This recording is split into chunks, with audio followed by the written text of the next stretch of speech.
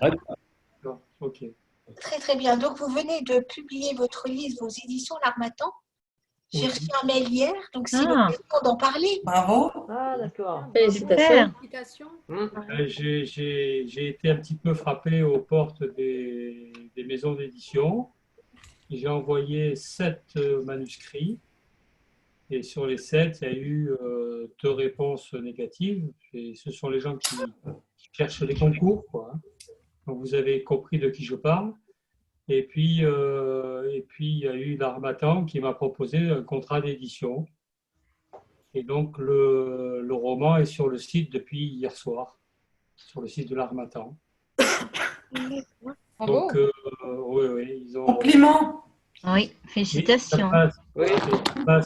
Ça passe dans une collection qui s'appelle Graveur de mémoire. Ah, C'est joli. ouais, c'est joli Ça ça. leur a plu, ils m'ont appelé, ils m'ont dit écoutez, ça nous plaît, on veut bien vous éditer. Donc on a tout fait ensemble, la 4e de couverture, la couverture, j'ai fait moi-même le dessin de la couverture.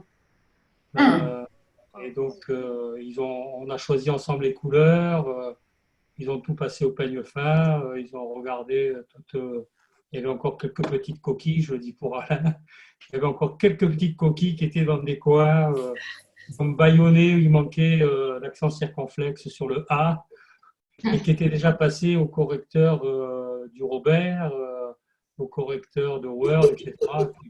Il y a toujours des petites choses. Et puis après, ça a été le plus long, ça a été de bien mettre en place toutes les virgules, les tirets quadratins, des choses comme ça, quoi. Bon, à part ces choses importantes, un petit détail, ça parle de quoi? Bon, je pense que vous savez, puisqu'il y a eu Le quand même titre. pas mal d'extraits qui ont été mis sur le site de Scrinic pendant un an. Ben, ça parle le titre, on a choisi un titre ensemble qui parle des exils d'une famille et de 1887 à 1962.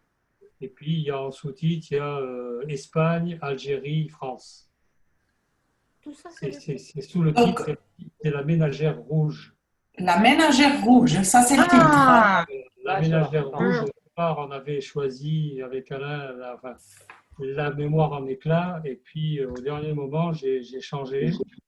Et je me suis dit qu'il fallait que je trouve un titre qui soit un peu plus accrocheur, que les gens ne sachent pas très bien de quoi ça parle, la ménagère rouge. ouais.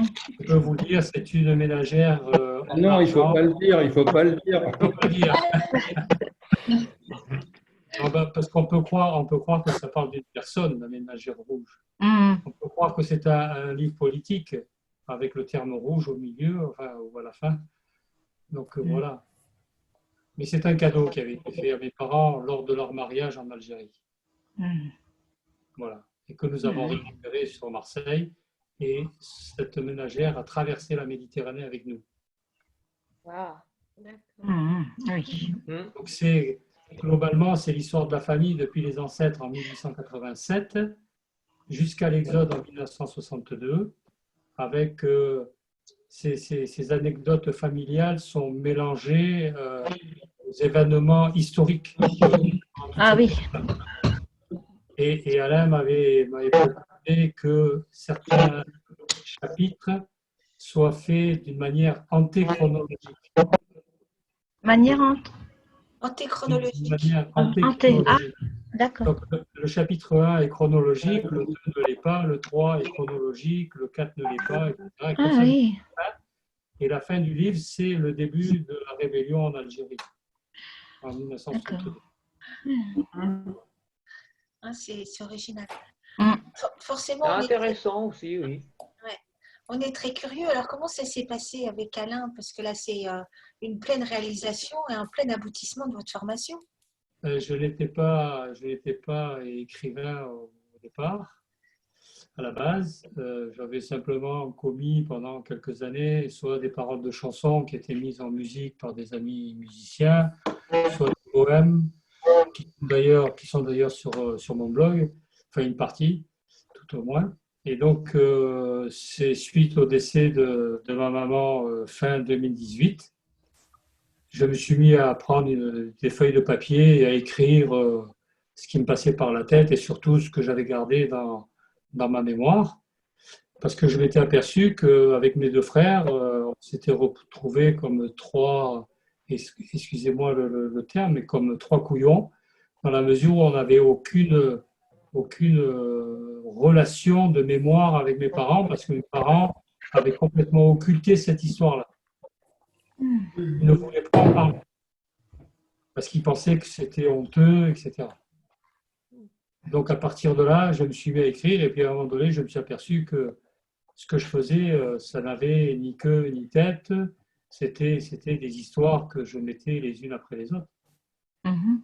Et un jour, en allant sur le net, je cherchais effectivement une structure qui puisse m'accompagner dans l'écriture.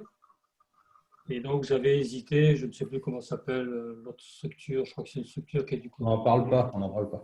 Non, oubliez-la. Continuez à oublier. Et donc, je me suis tourné vers Esprit Libre. Et puis, on m'a donné sur un plateau le formateur qui est Alain Roels, auquel j'ai expliqué un petit peu tout ça. Et donc, j'ai appris à faire un pitch, j'ai appris à faire un séquencier, j'ai appris à essayer de décrire les visages comme il faut, à faire attention aux répétitions, à faire attention à notre style, parce que des fois, on s'aperçoit qu'on a tendance à écrire un petit peu comme l'on parle, et que quand on se relit, c'est pas très bon, quoi.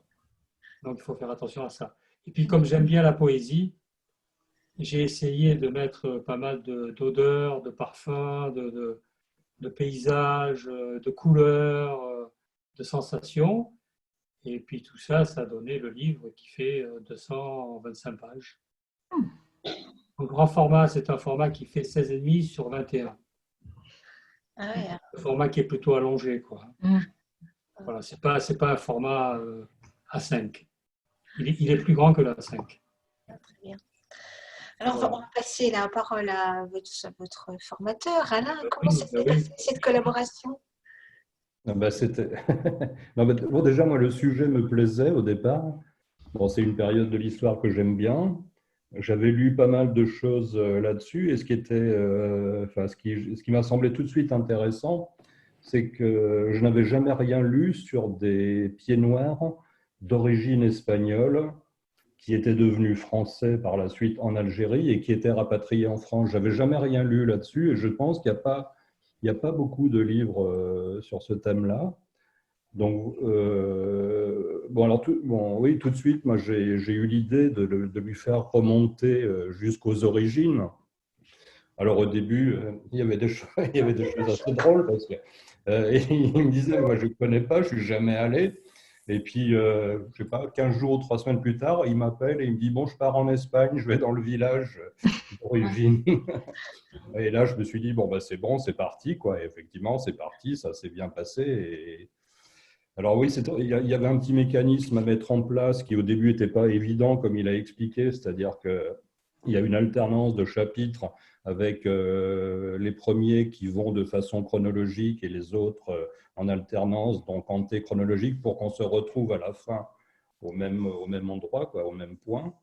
Et ça marche plutôt pas mal. Et puis alors ce qu'il y a aussi, c'est que William, il avait une bonne mémoire, c'est-à-dire qu'il y avait plein d'anecdotes sur l'enfance qu'on a souvent oubliées et dont lui se souvenait. Je pense à des choses, par exemple, des jeux très précis, des jeux d'enfants qu'il décrit. Et ça donne vraiment un récit vivant. Alors, c'est pas un livre d'histoire avec un grand H, mais ça fait vraiment partie de ces livres d'histoire avec un petit H qui composent la grande histoire, quoi. C'est un témoignage parmi d'autres.